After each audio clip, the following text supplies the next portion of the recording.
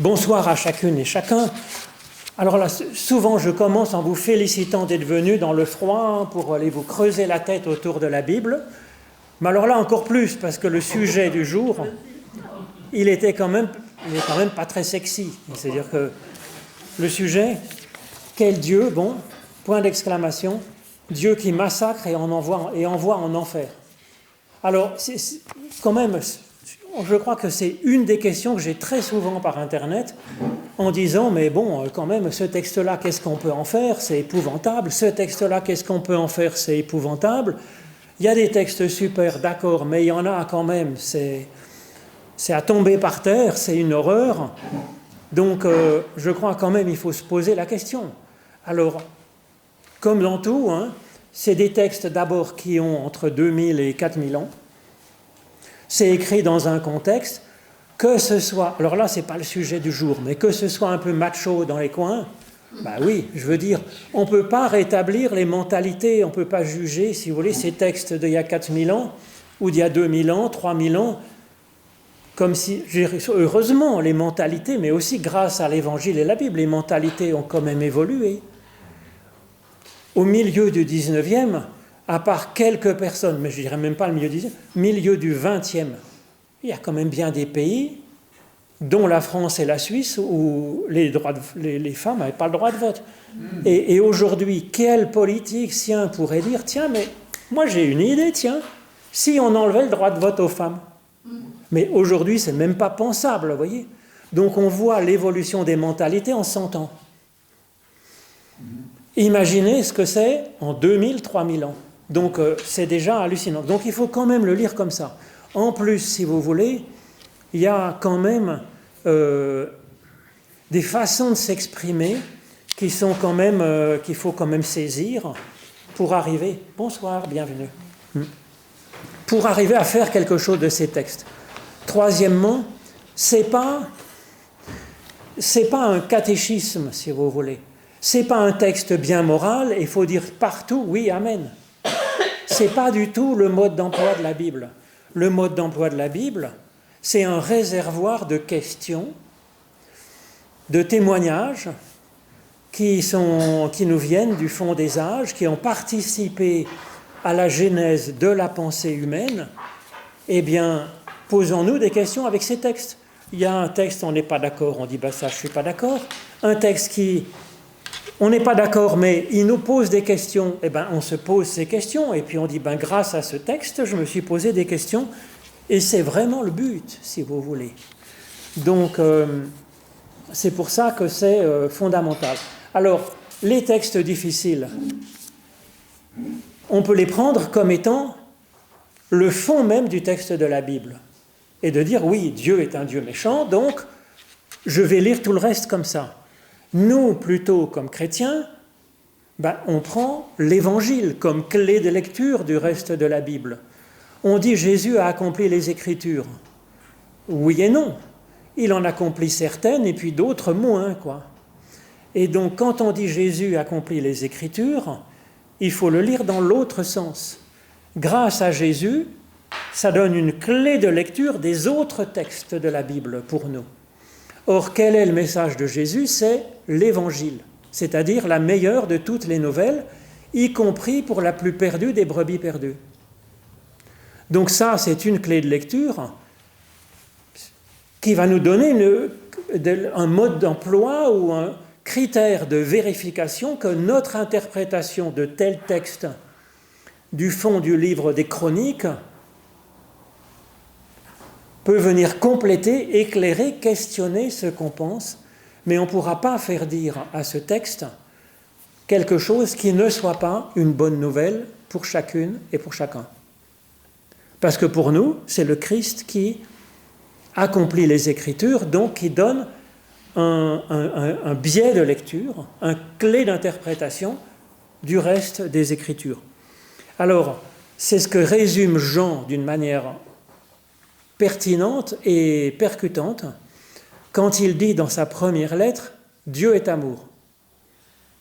Pas simplement Dieu aime, c'est-à-dire il lui arrive d'aimer, mais Dieu est amour, la nature même de Dieu est d'aimer, chaque personne, et il ne sait pas faire autrement. C'est sa nature.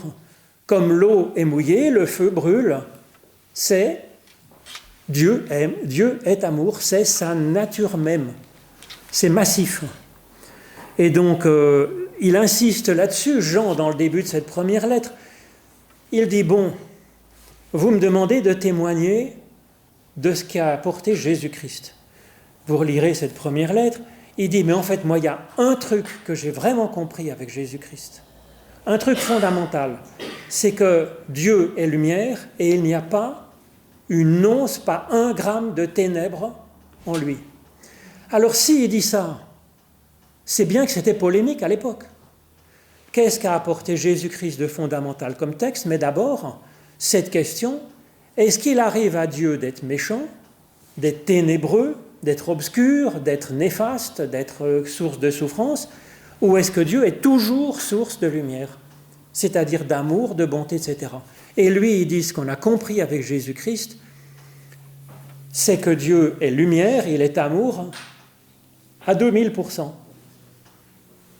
Et donc là encore, c'est une clé d'interprétation qui nous est proposée, mais en même temps, s'il insiste là-dessus en soulignant en double et en écrivant en encre clignotante dans son papyrus, c'est que la question était débattue. Et la question est débattue jusque dans la Bible. Alors je vous ai proposé à l'intérieur, vous voyez, un texte en couleur pour une fois. Donc j'ai mis en rouge des textes, des pistes, des genres de textes, des catégories de textes difficiles, qui sont pénibles avec un Dieu méchant, destructeur, source de souffrance, de mort, etc. Et puis en vert, je vous propose d'autres textes qui proposent d'autres lectures ou qui nous proposent une relecture, une sorte de réponse, si vous voulez, à ces textes difficiles. Mais enfin, c'est clair que le côté destructeur de Dieu, il y a des textes qui existent qui disent ça. Ces textes peuvent être effectivement exploités et le sont encore dans ce qu'on appelle en théologie pratique une pastorale de la peur. Cette pastorale de la peur, ce n'est pas réservé aux religieux. Vous l'avez aussi par des politiciens de tout poil, plutôt avec le poil dru quand même. Vous pouvez l'avoir chez des écologistes, vous pouvez l'avoir, etc. C'est de dire, si vous faites ce que je vous dis, parce que j'ai la vérité, ben je vous promets les lendemains qui chantent, la vie éternelle, les bénédictions de Dieu, etc. Mais si vous ne suivez pas ce seul chemin, qui est la vérité, avec un grand L et un grand V, eh bien, ça va être la guerre, la catastrophe, demain le monde va s'écrouler, l'économie aussi, il y aura la peste bubonique qui va exploser partout et le monde sera fini dans les 8 jours qui viennent. Alors, si c'est si fréquent que ça, alors c'est fréquent surtout dans les mouvements populistes, les mouvements intégristes, les mouvements extrêmes, dans des religions comme ça, qui disent, dans mon église, on est le club des purs qui vont aller directement pour la vie éternelle, mais je ne réponds pas du reste de ceux qui ne sont pas dans notre club, c'est forcément l'enfer, la mort, les souffrances éternelles. Alors si c'est si souvent employé, c'est que ça marche hyper bien. Ça marche hyper bien. C'est bizarre parce que c'est assez évident, mais quand même, ça marche tellement bien que, en fait, les gens le font. Alors, au-delà de ça, c'est ce que je propose, c'est le B. Vous voyez, c'est un moyen pédagogique pour faire avancer. Le côté destructeur de Dieu, le troisième, c'est un Dieu fantasmé.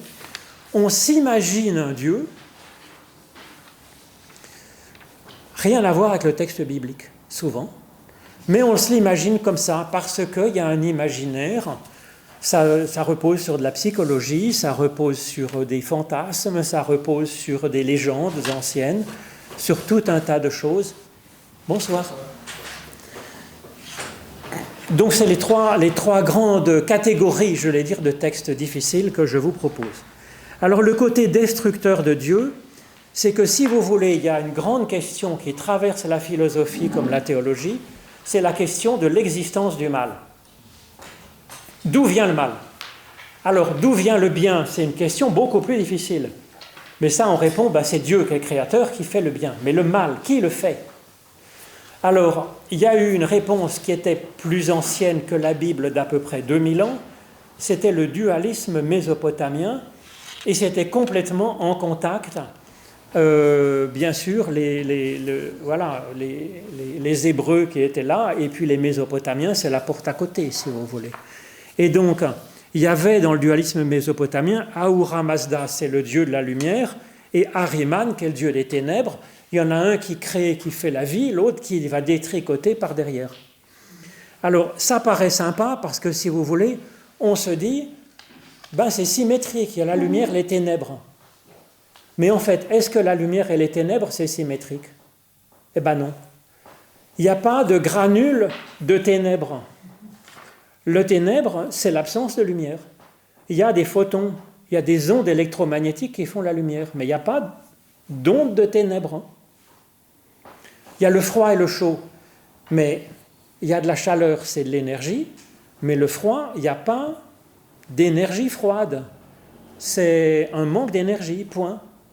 C'est pour ça qu'il y a un zéro absolu. Zéro absolu, c'est immobile. Mais il n'y a pas de température, ça va jusqu'à l'infini la température, il n'y a pas de température limite. Enfin bref, ce n'est pas symétrique en réalité. Ça semble symétrique, ça ne l'est pas. Mais quand même, les Hébreux, ils sont allés en Mésopotamie, et ils ont ce truc, mais quand même pour l'explication du mal, c'est quand même sympa cette histoire, un Dieu bon, un Dieu méchant, c'est clair, avec des anges qui construisent d'un côté avec le bon Dieu, puis des démons qui derrière, qui détricotent avec le Dieu méchant. Alors il dit, finalement c'est pas mal ce truc. Alors qu'est-ce qu'on en fait? Si on est vraiment monothéiste, on se dit, en fait Dieu intègre les deux. Ça a été une logique assez longtemps, c'est-à-dire qu'au début chaque peuple avait un peu son Dieu. Israël, il part sur la piste de dire, nous, notre Dieu, c'est l'Éternel, c'est Yahvé. Il y a d'autres dieux qui existent. Mais ensuite, ils se disent, mais en fait, il y a une assemblée des dieux, puis mon Dieu, il préside l'assemblée des dieux. Puis ensuite, il dit, voilà, mon Dieu, ça rassemble toute la divinité. Et il n'y a qu'un seul Dieu. Mais à ce moment-là, quand on est sur cette pente-là, on intègre le Dieu méchant. Et ça donne Ésaïe 45,6, le premier texte que je vous propose, que l'on m'oppose, moi, quand je dis que Dieu est bon, et uniquement bon, que l'on reconnaisse, dit Ésaïe, du soleil levant au couchant, qu'en dehors de moi, il n'y a que néant. Il n'y a pas d'autre puissance en dehors de moi. Je suis l'Éternel, Yahvé, et il n'y en a pas d'autre. Je forme la lumière et je crée les ténèbres. Je réalise la paix, je crée le malheur. Moi, l'Éternel, je fais toutes ces choses. Il récapitule Ahura Mazda et Ahriman dans la même divinité. Alors l'autre possibilité, c'est de garder le Dieu méchant. Alors de dire oui, on est monothéiste, donc il n'y a qu'un seul Dieu, mais il y a une sorte d'ange déçu, quelque chose comme ça. Bref, il y a quand même une puissance transcendante qui fait le mal, c'est Satan ou c'est le diable. Et donc c'est ce qu'on voit par exemple dans Job. Satan dit à l'Éternel, vous voyez, il y a les deux qui discutent joyeusement comme ça, autour d'une table, autour d'une bière. Alors il s'intéresse à Job parce que c'est un monsieur qui est vraiment juste. Mais Satan dit, oui, mais est-ce que c'est d'une manière désintéressée que Job craint Dieu, c'est-à-dire le respecte, l'honore? Ne l'as-tu pas protégé, lui, sa maison et tout ce qui lui appartient? Tu as béni l'œuvre de ses mains et son troupeau se répand dans tout le pays. Parce que ça, c'est le propre de Dieu, vous voyez, d'être bénédiction, de multiplier, de donner l'abondance et le bonheur.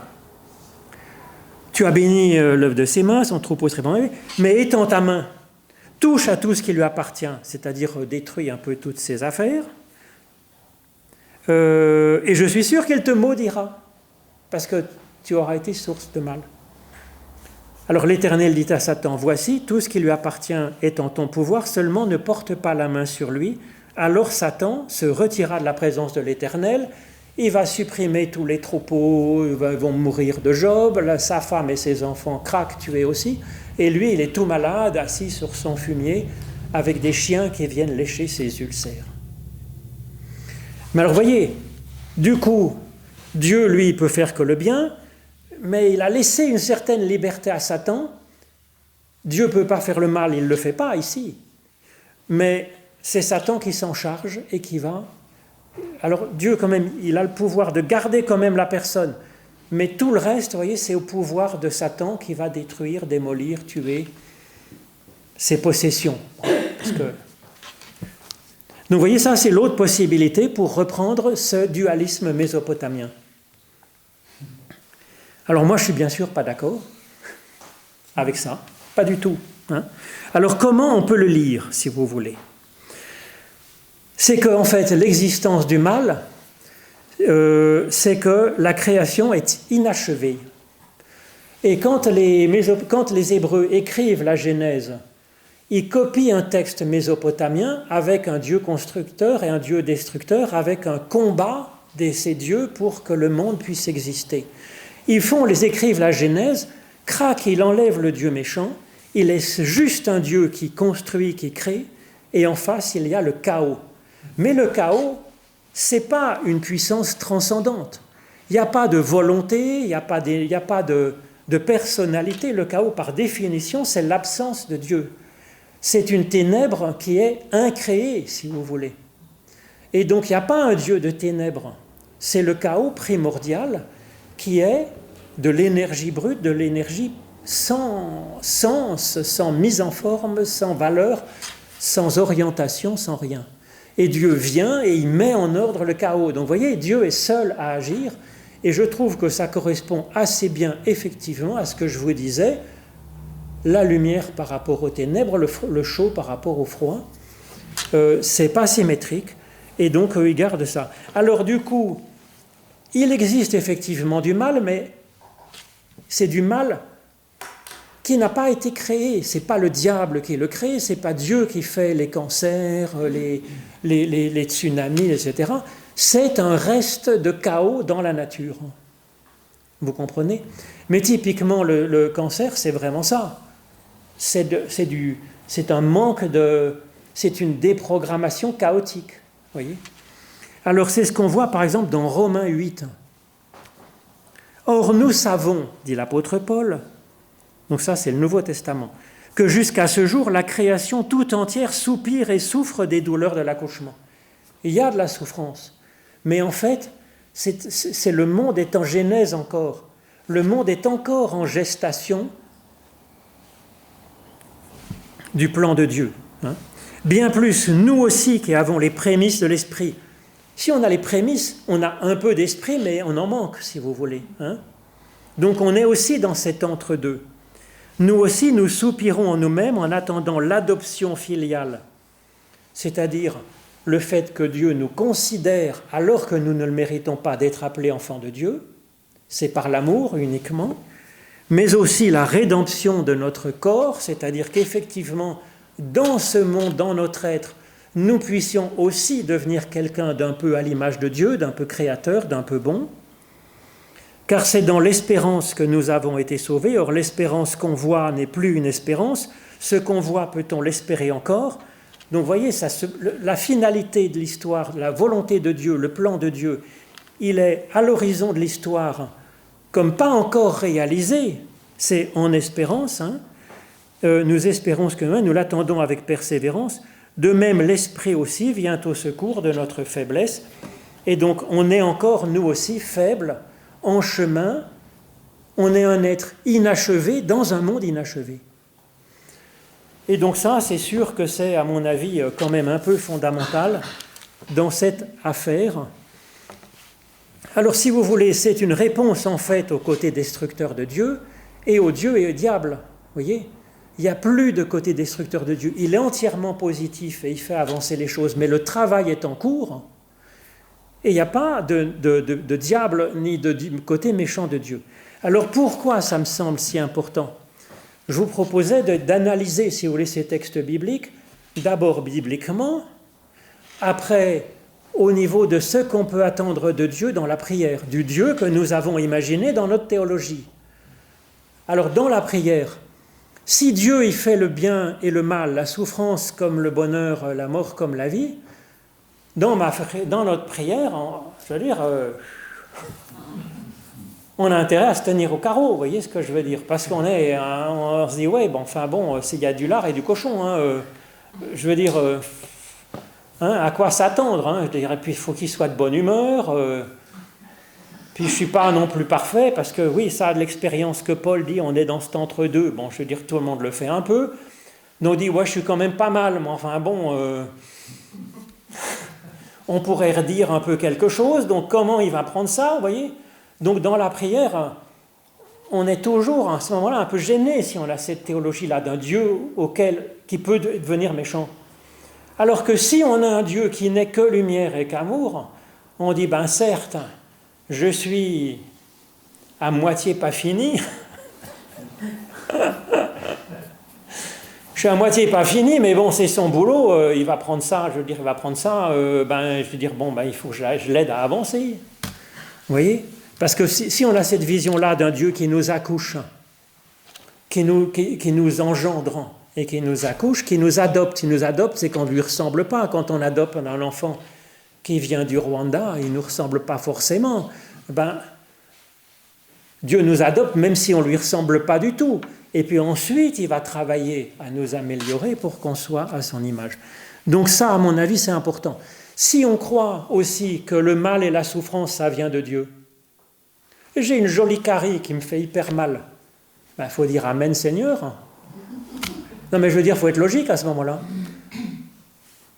Ou si je crois au diable, à ce moment-là, plutôt que d'aller me soigner chez le dentiste, c'est-à-dire avec un acte créateur, je vais faire des incantations, des prières pour que Dieu chasse le démon, parce que ce n'est pas avec une roulette que je vais chasser une puissance démoniaque, si. Il faut faire tourner les tarots, je ne sais pas moi comment on fait dans ce cas-là, je ne sais pas faire, mais des exorcismes. Donc vous voyez, je crois qu'il y en a un, ça nous torpille notre prière, la sincérité de la prière, et puis l'autre, ça décale les véritables enjeux. On imagine que la carie, elle vient du diable, et on va orienter notre combat contre des puissances démoniaques, alors que il suffit, c'est simplement des bactéries, il faut aller gratouiller le machin, et puis mettre un amalgame, et ça ira peut-être mieux, vous voyez. Oui. Pourquoi toutes les églises font du mal, ont fait du mal, ont fait peur, ont fait souffrir? Mais je vous dis, parce que je vous dis, si vous voulez, c'est que dans les religions, dans la philosophie, dans la politique ou dans n'importe quelle idéologie, la pédagogie, ça sera, on va le voir mieux en B, mais la pédagogie de la carotte et du bâton, ça ne marche pas qu'avec les ânes. Alors le problème aussi, si vous voulez, si c'est Dieu qui fait le bien comme le mal, à ce moment-là, au niveau philosophique et éthique, ça justifie le meurtre, ça justifie les mensonges, le bien justifie les moyens. Donc je peux utiliser la souffrance, la mort, le machin, etc., le martinet, comme étant de justes et bons moyens, puisque Dieu lui-même utilise le mal pour le bien. Qu'est-ce qui m'empêche philosophiquement, éthiquement, d'utiliser le mal pour le bien? Alors que si on n'a qu'un seul Dieu qui crée par le bien, et que c'est la seule façon de sortir du chaos, quelque part ça nous souffle à l'oreille dans notre éthique. J'avais déjà parlé de ça la dernière fois, mais tout attribut de Dieu est à entendre à l'impératif, comme étant un commandement éthique qui nous est donné. Si Dieu n'est que bonté, ça nous dit, dans vos valeurs, il n'y a pas le fait d'utiliser la souffrance pour faire avancer les choses. Débrouillez-vous comme vous voulez, notre pédagogie doit être une pédagogie par le bien. En tout cas, nous sommes dans un monde mitigé où parfois nous sommes obligés de choisir seulement un moindre bien, un moindre mal ou un plus grand bien, parce qu'on est dans un monde avec du tragique. Il y a un violeur pédophile, assassin redoutable, c'est quand même peut-être une bonne idée de le mettre en prison, même si la liberté est une valeur fondamentale. Mais on le fera ayant conscience que c'est un moindre mal, pas que c'est un bien de priver une personne de sa liberté. Vous voyez la nuance ? On gardera en tête, il dit, ben, je ne vois pas de solution moins mauvaise, mais on n'appelle pas ça un bien quand même. Vous voyez ? Et ça, à mon avis, c'est quand même fondamental, et la nuance est très importante, à mon avis. Voilà. Il y a des questions, remarques par rapport à ça, l'existence du mal. Il y en a aussi une autre, c'est qu'effectivement, nous sommes un être inachevé, nous sommes entre le bien et le mal, mais ça, on le verra au 5. Hein ? Alors sinon, ça, c'est la première raison, vous voyez, faire évoluer notre théologie, renoncer à un Dieu qui fait le mal, renoncer aussi à l'existence d'un diable, une sorte de puissance négative transcendante, mais plutôt avoir un seul Dieu et il est bon, mais on est dans un monde inachevé avec des êtres inachevés. Si ce n'était pas le cas d'ailleurs, imaginez une seconde qu'on soit posé dans un monde qui est parfait. Même si nous-mêmes étions parfaits, il faudrait qu'on retienne notre souffle. Il n'y aurait rien à faire, il n'y aurait pas, vous voyez.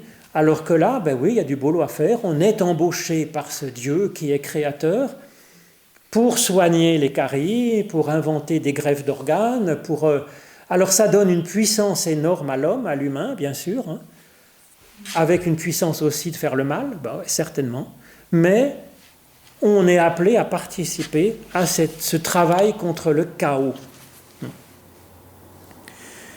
Alors il y a aussi, si vous voulez, des textes, c'est le numéro 2, en vert, qui nous appellent à faire évoluer notre théologie. C'est-à-dire que le récit commence par un Dieu méchant, dans le récit, un Dieu terrible, hein, qui tue, qui massacre, qui est pervers, et puis au cours du même récit, Dieu devient bon à la fin du récit.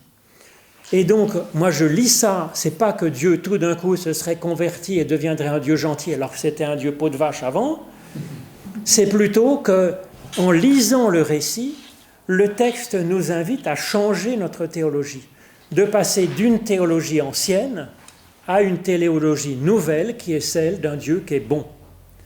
C'est typiquement le cas du déluge, épouvantable. Dieu vient de créer l'humanité dans les premiers chapitres.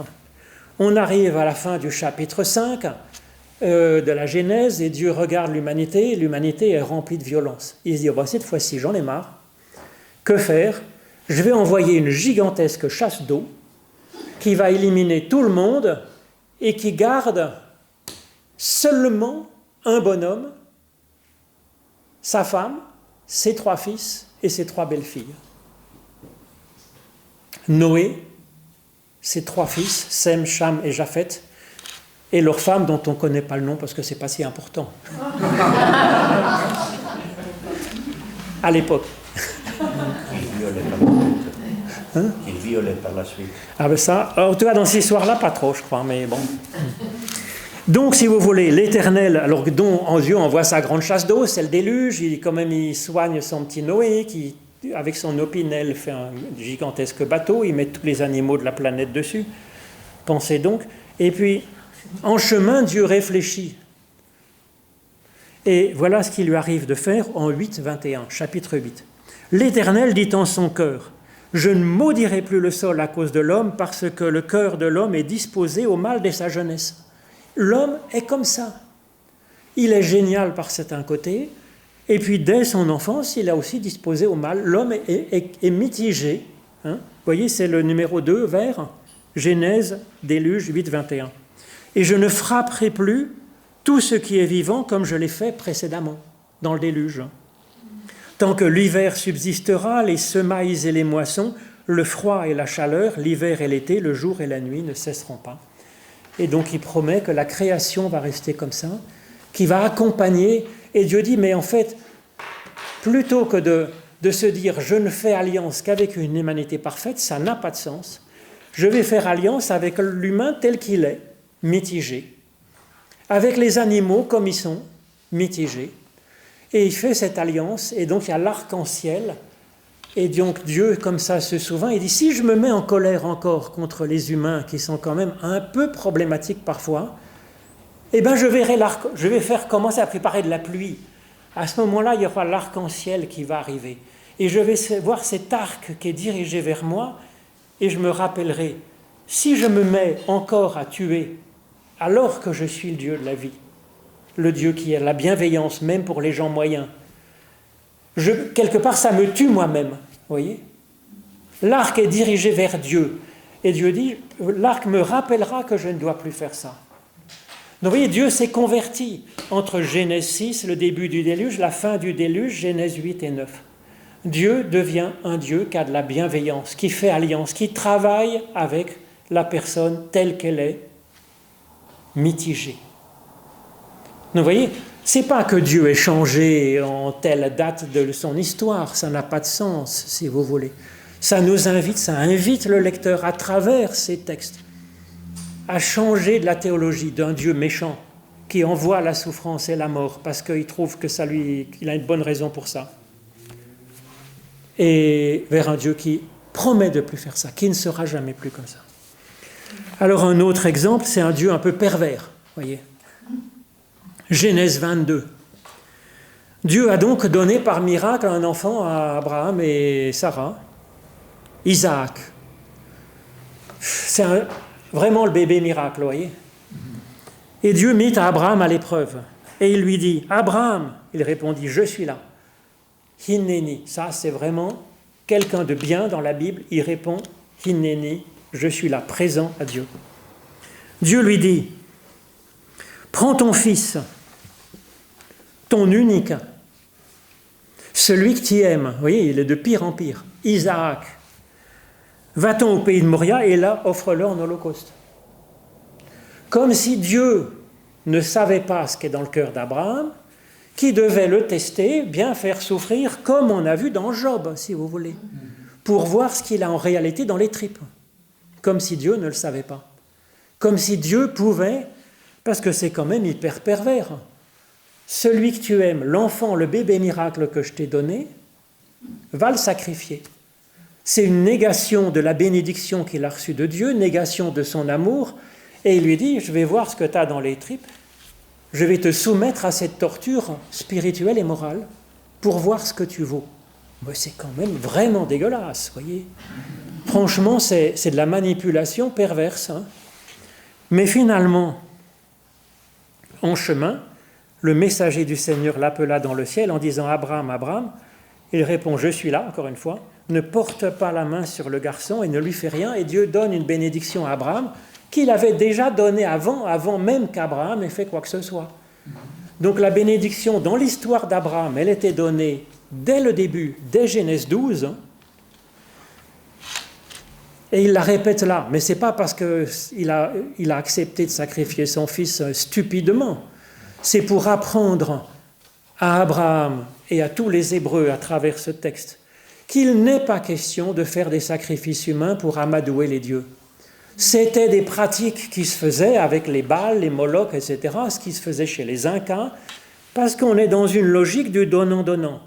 Si je veux avoir un bon troupeau, je vais sacrifier le premier-né. Alors les dieux seront contents, parce que je leur ai comme des fonctionnaires véreux, vous voyez, pour demander mon permis de construire.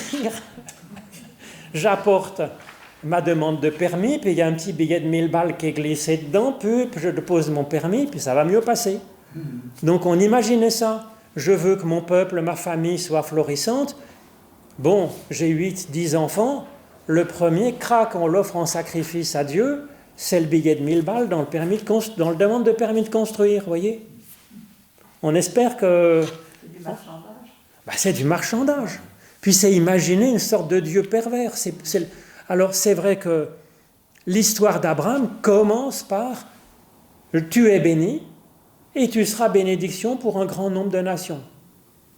Ça commence par la bénédiction qui est donnée sans qu'Abraham n'ait encore rien fait. C'est une promesse qui est faite en Genèse 12. Donc oui, cette histoire, ça nous dit non, il n'est plus question d'un Dieu comme marchandin. Dieu ne marche plus comme ça. la bénédiction vient en premier. Donc vous voyez, ça semble comme ça un Dieu méchant au début, qui devient un Dieu qui en fait offre lui-même l'agneau du sacrifice, le bélier du sacrifice, qui donne une bénédiction, qui répète une bénédiction qu'il avait déjà donnée avant. C'est Dieu qui donne tout, et le sacrifice et la bénédiction. Alors cela dit, prends ton fils, ton unique, envoie-le en holocauste. Il y a un jeu de mots. Holocauste, c'est envoie-le, fais monter ton fils. L'holocauste, c'est holla, c'est le verbe monter en hébreu. Donc Abraham était dans l'ancienne théologie. Il faut faire des sacrifices humains pour que Dieu soit content. Il faut que je sacrifie mon fils pour que j'en ai 10 autres derrière. Mais en fait, il n'a pas compris qu'il fallait élever son fils, c'est-à-dire l'élever spirituellement, l'élever au-dessus de toi-même, l'élever en spiritualité, l'élever en intelligence, l'élever en bonté, l'élever en déploiement de sa propre personnalité.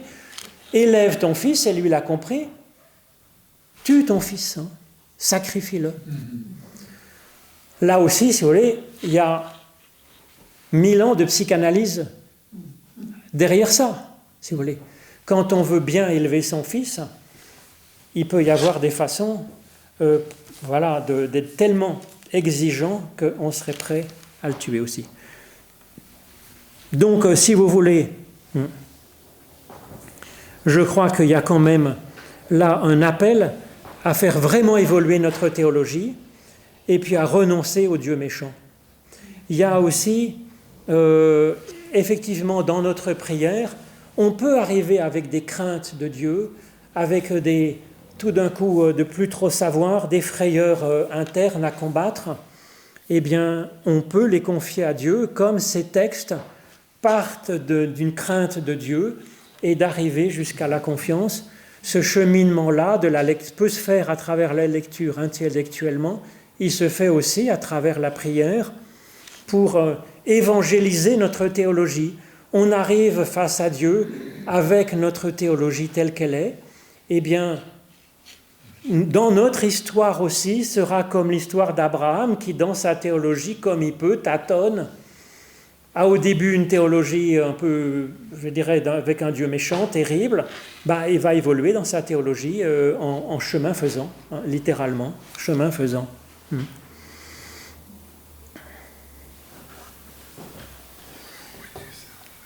cet élément-là, on est encore dans l'ancienne théologie. Alors oui, sauf que oui. On utilise le sacrifice pour faire l'amalgame avec Jésus. Alors après, voilà, ça c'est dangereux parce qu'effectivement, comme tu dis, Luc, il y a des relectures de cette histoire d'Abraham avec l'histoire de Jésus. Sauf que justement, si on lit cette histoire d'Abraham, il n'y a pas besoin de sacrifier le fils pour que Dieu pardonne et aime ses enfants. Dieu avait aimé dès le début de l'histoire d'Abraham, et ce n'est pas à cause du sacrifice, puisque précisément il n'a même pas lieu, donc c'est complètement à contre-pied, si vous voulez. Dieu n'a pas besoin de sacrifice humain pour pouvoir aimer et pardonner l'humain, et il n'en a jamais eu besoin. Oui. Voyez ? Et chez les chrétiens, on parle du sacrifice d'Abraham, mais chez les juifs, on parle du non-sacrifice d'Abraham. Ils disent la ligature d'Abraham, c'est ce que j'ai marqué, ligature d'Isaac. Ligature. Il a été ficelé. Il est attaché. Abraham va jusqu'à l'attacher sur l'autel et sur le bois de l'autel, hein, pour le brûler vif. Hein. Ou peut-être, non, il y avait un couteau, donc il voulait d'abord l'égorger, puis le brûler, tant qu'à faire. Ah ben oui. Une question, je croyais que Holocauste, ça venait du grec et que ça voulait dire tout brûle. Non, ça vient de l'hébreu, tout brûle. Ce nom, ça veut dire de l'hébreu, c'est tout faire monter. C'est-à-dire qu'il y avait des sacrifices, ils brûlaient les entrailles, etc. Ça faisait de la fumée, tout bien. Et puis le reste, ça faisait un méchoui. Avec le méchoui, la viande, ils en donnaient au prêtre, et puis celui qui offre le sacrifice, il repartait avec une partie. Mais alors que l'Holocauste... holistique, il y a des mots qui veulent dire tout.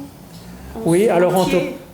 oui, alors là en tout cas, ça vient du verbe holla en hébreu, monter. Est-ce qu'il y a une racine commune entre le grec? Je ne crois pas que ça vienne de... Je crois pas que ça... Non, ça vient de l'hébreu, absolument. Ça vient de l'hébreu. Et pourquoi il y a le mot Shoah pour Holocauste aussi? Alors Shoah, ça ne veut pas dire Holocauste, hein, parce que si on dit Holocauste, ça voudrait dire que justement Dieu a eu besoin de 6 millions de Juifs à Auschwitz pour accepter d'aimer l'humanité. C'est épouvantable, c'est une théologie qui, à mon avis, est contraire à celle qu'on a ici. Si on dit Shoah, ça veut plutôt dire destruction ou catastrophe, je crois, Shoah en hébreu. Je ne sais pas, il faudrait vérifier, mais ça, je ne connais pas. En tout cas, je crois que oui, il ne parle pas d'Holocauste.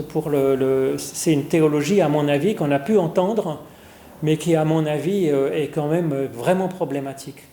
Ça voudrait dire que Dieu a voulu que, finalement, Hitler était un outil dans la main de Dieu pour qu'il y ait bien suffisamment de sacrifices d'Holocauste avec des humains pour... c'est une théologie sacrificielle qui est épouvantable, et qui, à mon avis, ne correspond absolument pas à un Dieu qui est amour et lumière et qui n'est que amour et lumière.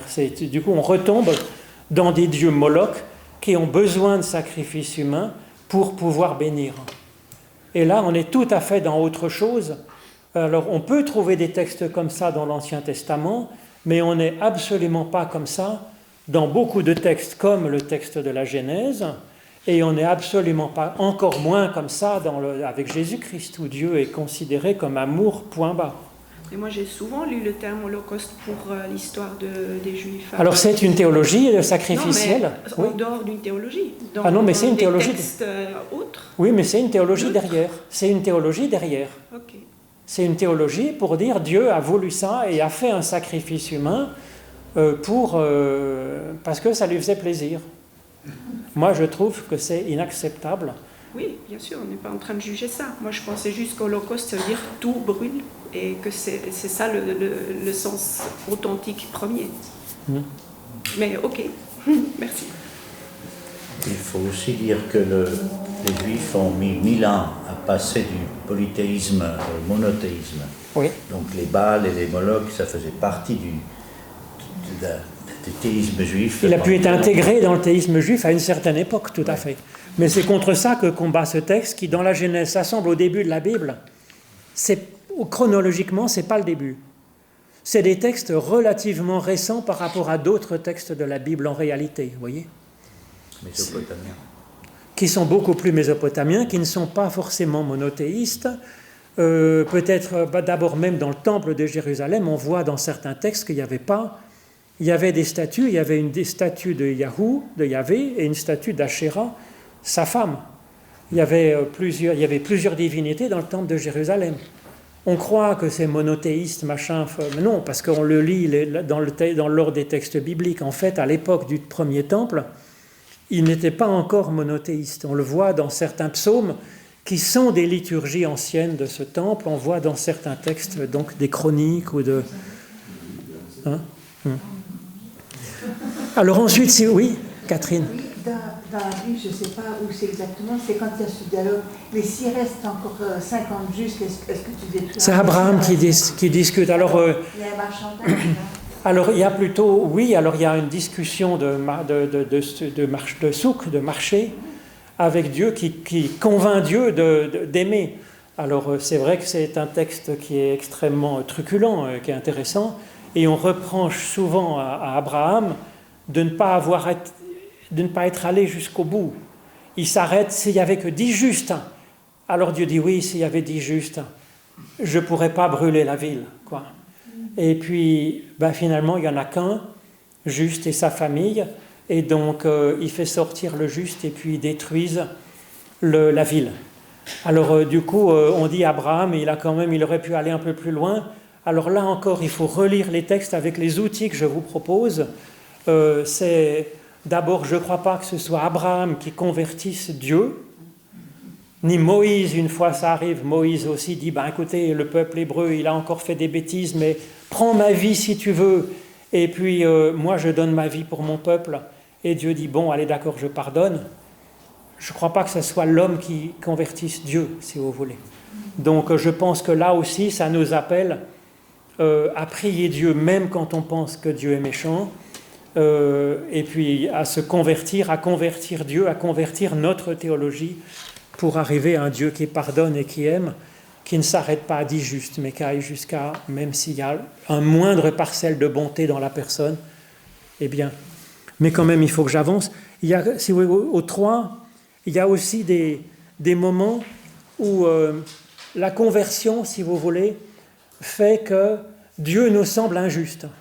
Mais en fait, c'est nous qui avons une théologie un peu limitée, et donc du coup, ça nous semble un Dieu injuste et méchant, alors que non. C'est plutôt à nous de changer. Le premier, c'est par exemple Saul, Paul. Saul, Saul, pourquoi me persécutes-tu ? Parce qu'il était intégriste et il pensait que c'était la volonté de Dieu de faire ça, de persécuter. Il répondit, qui es-tu, Seigneur ? Il lui dit, moi, je suis Jésus que tu poursuis, ou si on traduit ça en hébreu, ça veut dire, je suis le salut que tu recherches.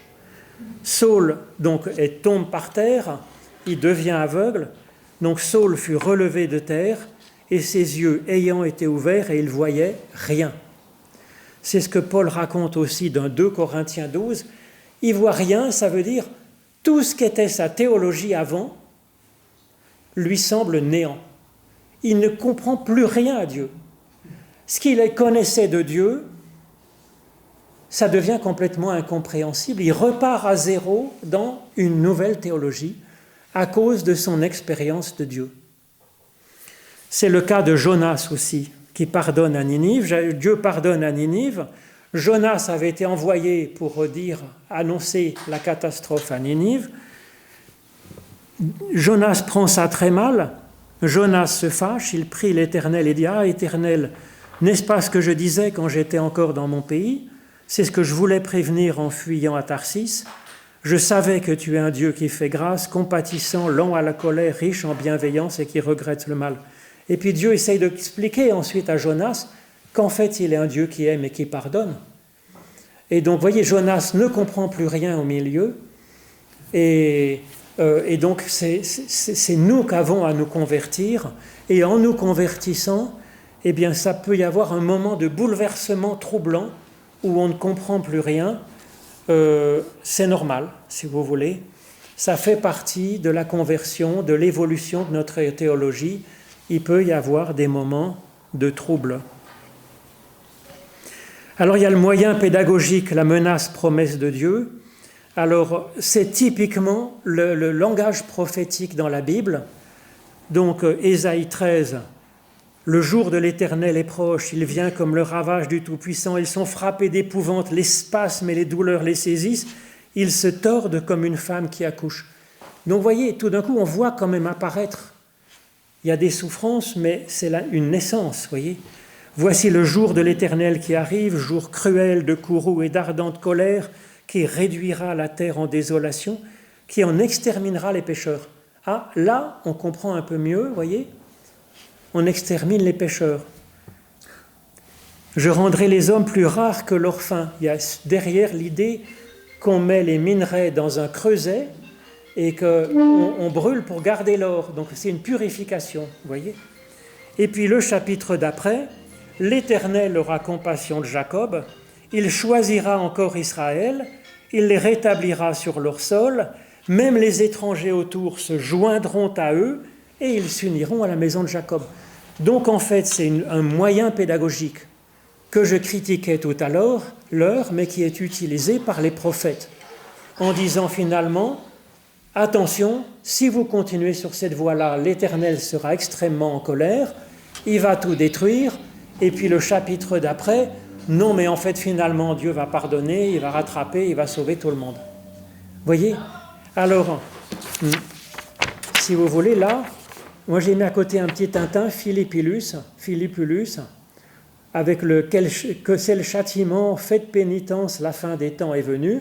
Donc on peut avoir ces langages-là, donc là c'est un peu caricatural, Mais vous pouvez reconnaître les Philippulus dans les langages politiques, religieux. On les reconnaît tout de suite, les Philippulus. Mais en même temps, si vous voulez, je critique ce moyen pédagogique qu'est la menace et la promesse de Dieu, pour ne garder que la promesse, mais en même temps, derrière, ce n'est pas complètement faux. C'est-à-dire que l'humain est créateur. Il a une liberté que Dieu lui donne, mais quand on fait le mal, oui, ce n'est pas un exercice comme à la Matu. On fait des fautes d'orthographe, des fautes de calcul. C'est abstrait. Mais la vie n'est pas comme ça. Si on fait le mal, on fait de la souffrance et de la mort, concrètement.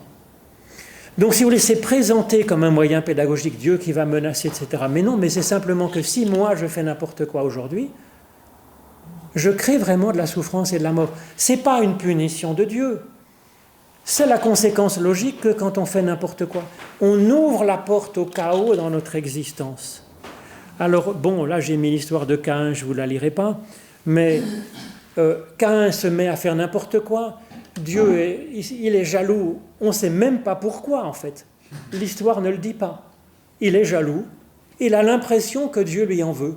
Et il devient méchant contre son frère. Dieu intervient, il le sent, il le prévient, il va le voir. Il est vachement sympa, quoi. Mais il n'a plus d'autre moyen de communication que de tuer son frère. Et il sent cette douleur, cette culpabilité, et Dieu, quand même, reste avec Caïn et va le protéger pour qu'il ne meure pas. Vous voyez ? Donc on voit que oui, quand on fait le mal, ça fait de la mort. On a tué son frère, on tue notre frère. C'est pas Dieu qui le veut, c'est pas une punition de Dieu. On est dans un monde réel. On n'écrit pas une épreuve d'examen. Vous voyez ? C'est pas abstrait. On écrit directement au propre dans l'histoire. Et si je fais n'importe quoi, ben ça fait du n'importe quoi, de la souffrance et de la mort. Et donc Jésus, il dit, « Père, pardonne-leur, car ils ne savent pas ce qu'ils font. » Des soldats romains qui le crucifient, qui se moquent de lui. Et donc, même si on est les pires des pires, parce que crucifier le Christ, se moquer de lui alors qu'il est encore agonisant sur la croix, volant ses affaires, c'est la caricature de ce qu'on pourrait faire de pire, dans un sens, vous voyez ? Ben, même là, on est encore au bénéfice de cette pédagogie de Dieu qui voit, mais en fait, ils sont beaucoup mieux que ce qu'ils semblent, hein ? Beaucoup mieux que ce qu'ils font leurs actes, hein, et leurs choix. Et il va y avoir ce travail, vous voyez, pour qu'ils puissent comprendre enfin un peu la vie. Alors, si vous voulez ça, à mon avis, c'est quand même assez important. On est à la fois Caïn, Abel, on est tous les personnages de l'histoire, et c'est ce qu'on a aussi dans le numéro 5, où effectivement, toute personne est à la fois juste et pécheresse.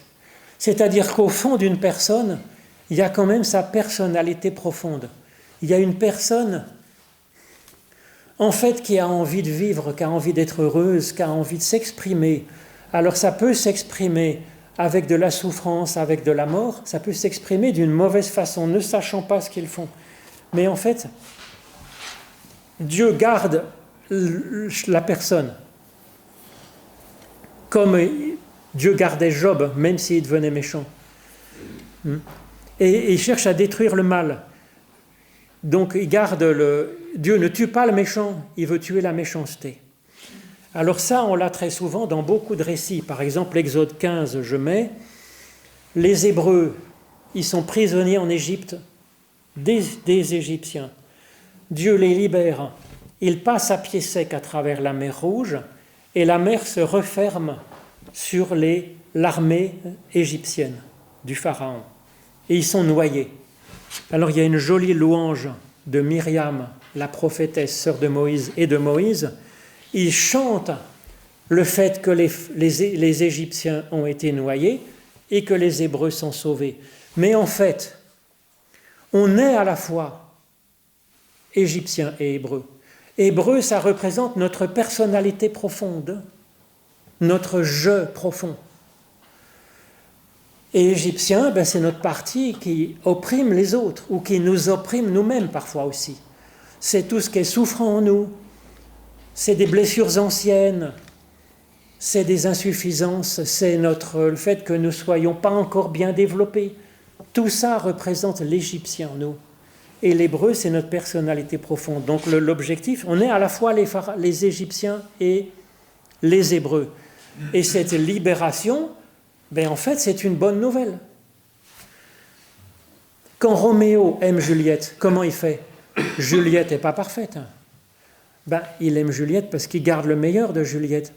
Et même si, je ne sais pas, elle se ronge les ongles, ben, il va aimer quand même sa Juliette et il trouvera même ça charmant, si vous voulez. Si elle a un petit bégaiement, il trouvera son bégaiement charmant. Mais c'est comme ça que Dieu nous regarde, si vous voulez. C'est donc ce jugement de Dieu qui garde le meilleur, qui va travailler pour que le meilleur de la personne s'épanouisse, ça s'appelle l'amour en français courant, comme le dit Jean. Et donc le jugement de Dieu, c'est ce qu'il cherche. C'est un jugement qui justifie. C'est-à-dire il cherche à garder la personnalité profonde, tout ce qu'il y a de bon et de prometteur dans une personne, et cherche à la libérer de la scorie, de la gangue, de ce qui est souffrant et problématique. Alors c'est ce qu'on voit typiquement dans le psaume 1er.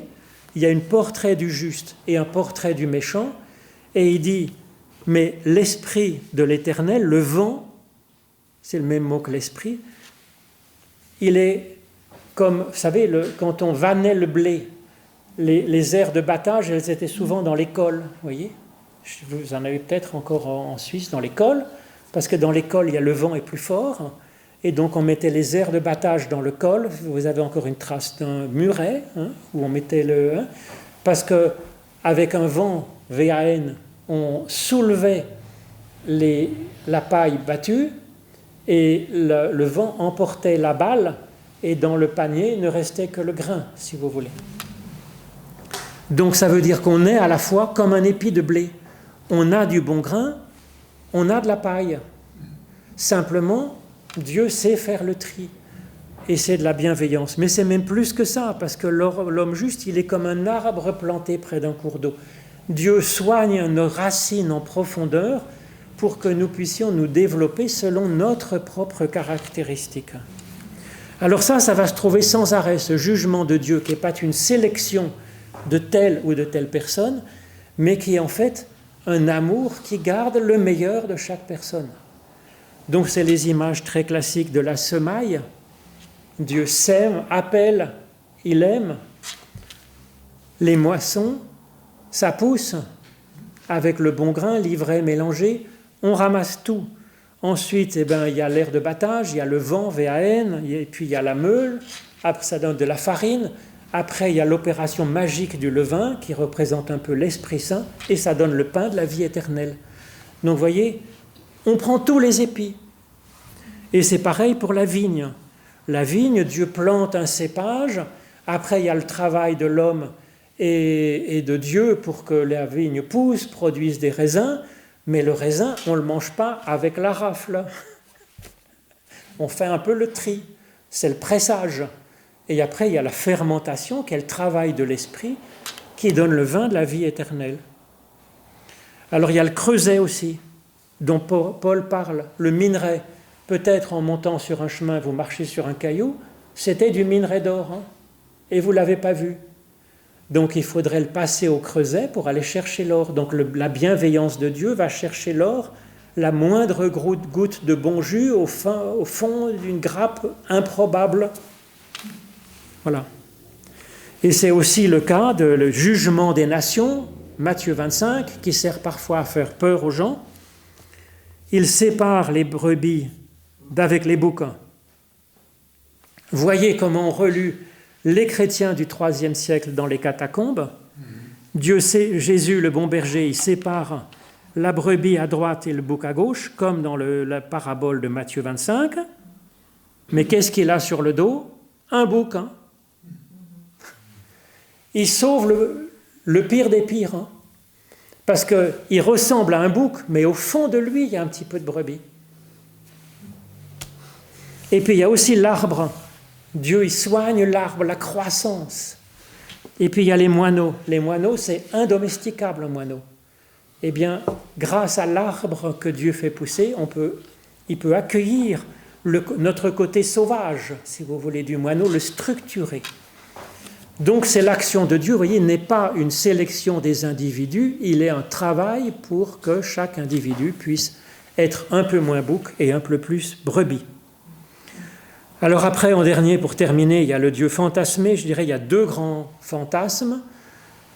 Le Dieu tout-puissant, qu'on peut séduire avec des prières, des rites et des sacrifices. Et donc nous aurons la toute-puissance grâce à nos rites, notre religion, qui sera comme une sorte de télécommande, qui permettra d'avoir accès à la toute-puissance de Dieu pour qu'on puisse avoir ce qu'on veut, que nous-mêmes devenions tout-puissants.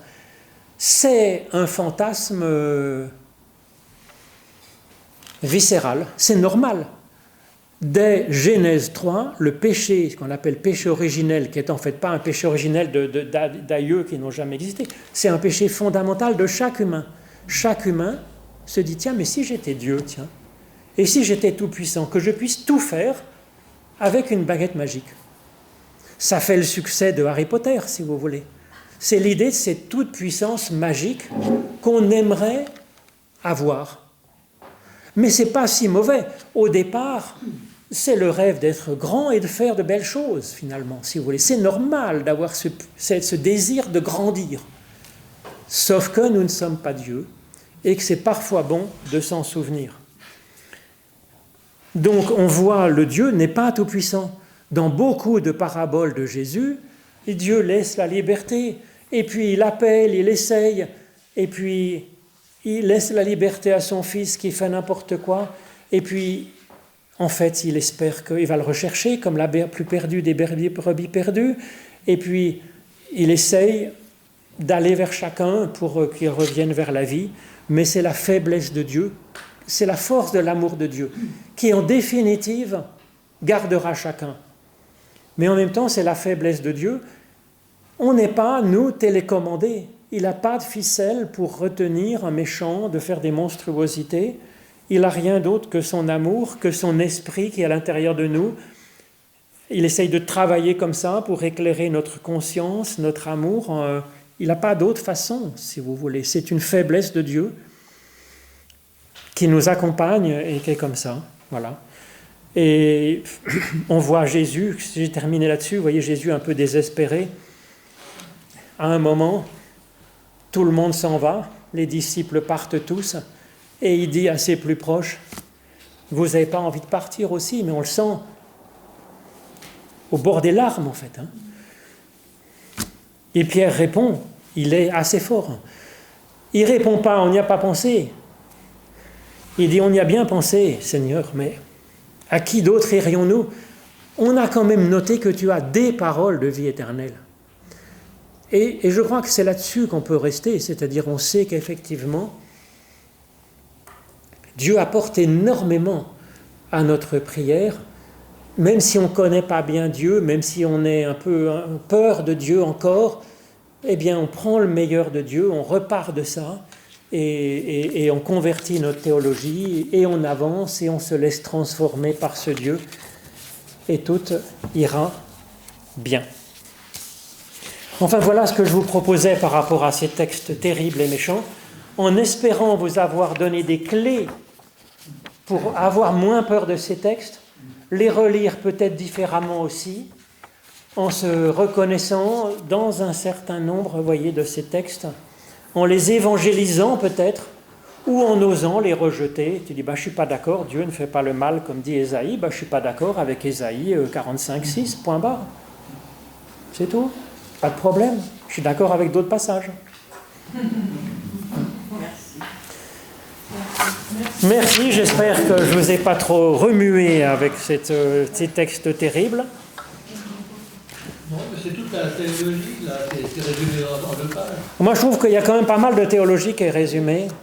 Un appel, en tout cas, dans la confiance, à faire évoluer notre théologie, à réfléchir. Il n'y a pas de mauvaises questions. On peut y aller tranquillou. Alors demain, non pas demain, dans 8 jours, je vous propose Dieu qui évolue et qui vient, un Dieu plus dynamique, un Dieu plus dynamique, qui sera le troisième et dernier volet de cette petite théologie biblique en 3 séances. Si vous avez raté la première séance, Souyon l'a mis sur le site jecherchedieu.ch. Mais si vous venez en présence, c'est avec grand plaisir, grande joie. Merci à vous.